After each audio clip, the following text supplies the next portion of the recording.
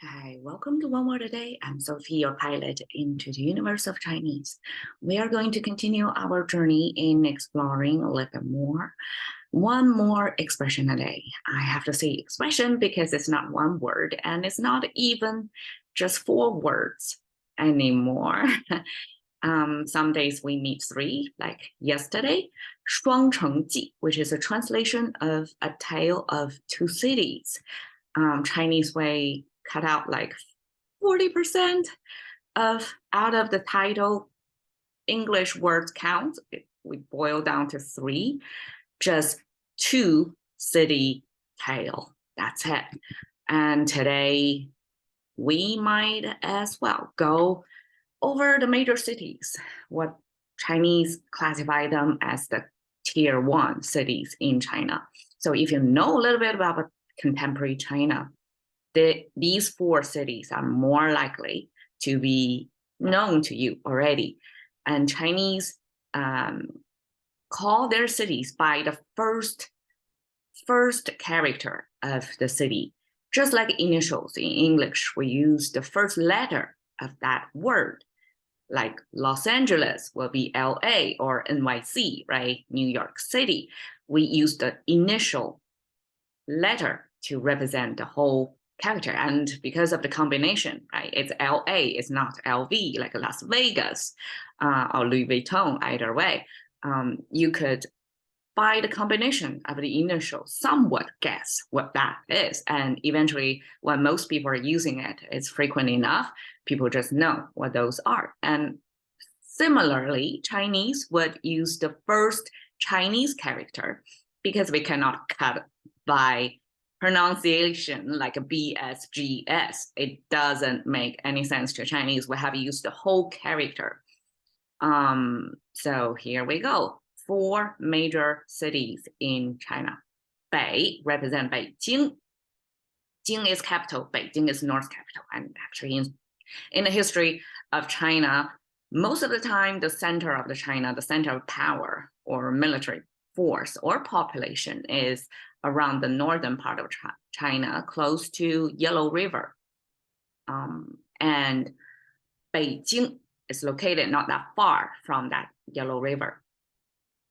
And in times of when the nomadic people in the north, like the horse people who are better warriors to occupy large areas, then the center of power, the capital city, would be moved to the southern China because it's further away from the strong enemy.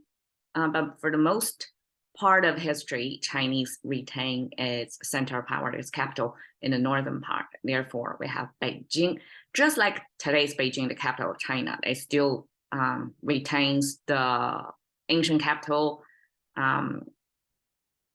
Okay.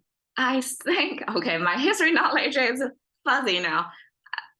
Beijing, that city, that particular, imagine the Forbidden Palace, okay, that's the emperor's house. Probably several thousand years, like 3,000 or 4,000 years, through 2 dynasties, at least the last 2 dynasties. So Beijing has always been there, be the center capital, because the last dynasty was when the nomadic took power, and so that's closer to their origin, right? The northern part of China, the Manchuria zone of China, where they came from. So that makes sense for them to make that the center of power. Okay, anyways, enough of that history. Bei, north. Okay, so when I think about the north, it's direction, right? It's facing the north, the colder part, if you live in northern hemisphere. So that's geographical because this language is catered to the language user in that location. So naturally, when we think of Bei, it's associated with cold. And so it's a direction. But when I look at the original characters, well, that looks like 2 persons facing back to back. So 2 persons flip 180 degrees horizontally. And that visually represent like 2 individuals back to back. And when you say in English expression back to back, that means kind of you're in face of enemies, right? All around, you fight back to back. That's like your most trusted person, the buddy. But at the same time, like in relations, when people are back to each other, that may be a symbol of they don't see eye to each other. That's the opposite. That's when they don't see eye to eye. That's why probably they turn around and cannot see eye to each other. So the origin of Bei, this direction or this geographic location sense in relative to where you are, right? The language user are, came from this back-to-back image of people. And in at least the interpretation of contemporary, looking back to back means kind of people are in conflict. They are not going in the same direction. They have different purpose. They have different destinations. So that's people don't go the same way. So how does that origin tie to the direction of north? I don't exactly know. It's really up for interpretation now. But this is the simplified Chinese contemporary, simplified that looks like that. And the contemporary kind of like having this channel in the middle pointing north. That's how I remember it as a language user from the beginning. But I didn't learn that originally it means back to back. So that part up to listeners, you can come up with your stories. I will give it a pass this time. Shang, okay, we have came across this word, this character multiple times. It means up, right? It's another location. It means something is above, most likely vertically, up, above, or going upward. So it can be both static, means it's already positioning on top of something, or it could be dynamic, means continuing going upward. So this up, you can see the ancient Chinese ones use just two vertical lines stacking on top of a horizontal line. So horizontal line is the benchmark or the baseline. And then this sitting on top of that just indicated, okay, this is above that. As simple as that, it's very logical. But you can see simplified Chinese or contemporary Chinese actually have one extra horizontal line on the vertical line. I guess that's some mechanism for the language to a little bit complicate it a little bit more so that it's not like a flip upside down letter T. It's too simple, too easy to make a mistake. So somebody during the history of Shang at this horizontal line to make sure that is Shang. It's no like accidentally created this line, because most Chinese characters are vertical horizontal lines are straightforward. And if you only have two, it's just too empty or too simple. Okay, Guang. You see, this Guang, probably Guang written in 3 strokes, horizontal, vertical, and vertical. Okay, we came across sometimes without this little chimney on the top. So once it has a chimney, it means somebody's cooking underneath there. That means some domestic life over there, some sort of shelter, right? When without a chimney, it means the cliff, the edge of the cliff. So it's a complete wilderness. There's no human structure next to it. So here, this Guang actually means this shelter built next to the edge of a cliff or something, or because in ancient times, location of housing is extremely important. You want to be able to face the sun when the sun comes out. You don't want to locate your residence to the north of the mountain, which is colder and shaded most of the time, and that's unhealthy, right? So you want to position your south to the mountain, and so the south to the mountain, that's close to the edge of the mountain, right? And then you have chimney, you have human life underneath. And we also met several times this big arch thing with the chimney on top. And that's very visually representing an enclosed shelter, a domain, like it's covered, so that you can imagine, even if this is a 2D image, you can imagine a 3D world of everywhere is covered. You have a window and a door. You cannot enter that as a private space with a chimney, right? Human cooking, eating, living in there. But now it's half of the wall goes out. That means this is a bigger space than kind of the shelter. Well, it gives you protection. It also gives you a limit of how far you can see or how much space you can have. You basically caged yourself in, right? So this is like half side is open. So it's semi-facing the outside. And that gives you a sense of you're not limited. So this is eventually means this is a wider space. This living space is wider. It's not limited because one side of the wall is out and you can see the outside world.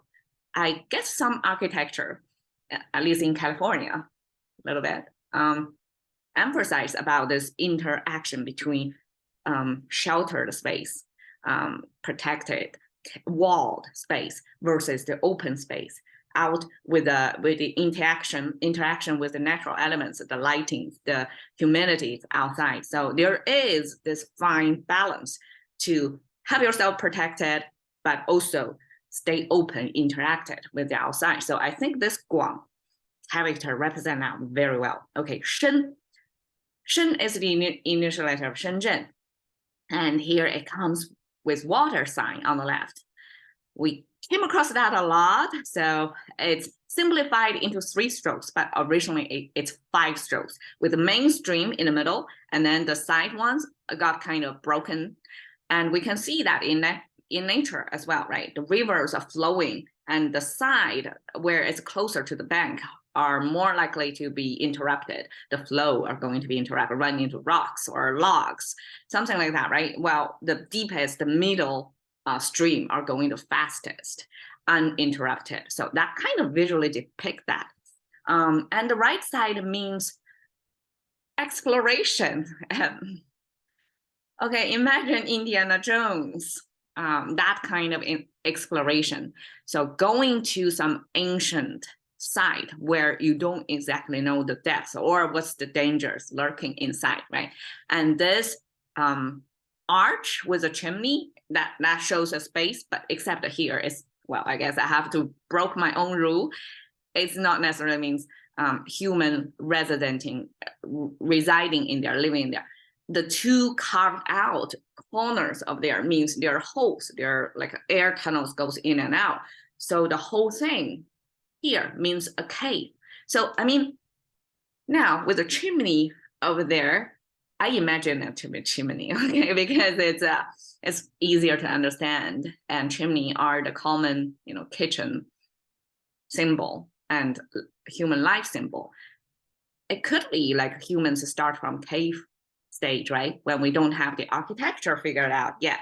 So we have to live in a cage where air tunnels flow, so you don't get suffocated inside the cage.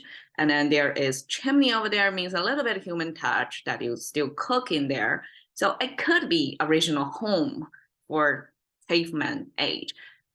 But in any case, this represents not a domestic space, but with these 2 carved out corners on the top, it symbolizes it's a cave. It's not organized, polished place that human built. Okay, and then here we have a 3-finger hand symbol over here, and it kind of merge into the fire symbol underneath, almost like you have the fire placed over here. So the fire symbol comes with this cone shape with the 2 sparkles on the side. So this is the main body of the fire, the sparkles. Also super simplification, but effective depiction of a natural phenomenon. So you have fire, you have hand. We can imagine Indiana Jones, when exploring the caves, would hold torches, right? And close to hand and to go to explore. And here is the right hand, right, going. So especially this character frame from the perspective of the language user, as if you are doing the exploration and this is your hand, as if it's a game, right? You have your hand at the bottom right corner.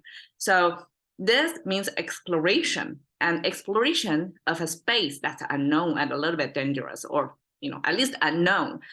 And this plus the river sign eventually means the kind of a river that's deep, that got unknown, right? That requires exploration. So that must be some kind of river of a certain scale.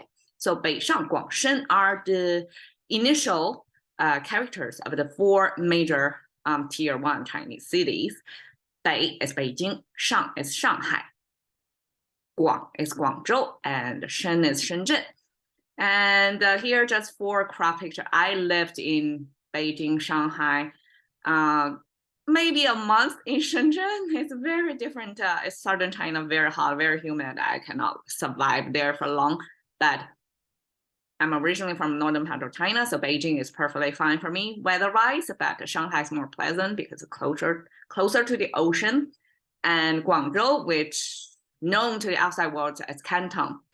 Canton is the Cantonese, that's most overseas Chinese population speaking Cantonese. So when you try Chinese food anywhere in the world scattered, most likely you came to Cantonese food, right? And so they are influential overseas because they're closer to the port. And I guess throughout history, maybe several hundreds of years, when majority of the China land is sea locked, you cannot go inside or outside. And Guangzhou, the Canton, that city was the only place that you can trade, the only trading port. So you can see people from there are more adventurous. So eventually when they have chance, they will do the emigration first. That's the first wave of Chinese going outside the world. So nowadays people from all over China going outside. And these 4 are the most influential and economically, financially, and Beijing is politically influential cities in China. And that's how we abbreviate them into 北上广深. Passion into the conceit of thinking about one word a day with Sophie. See you another day.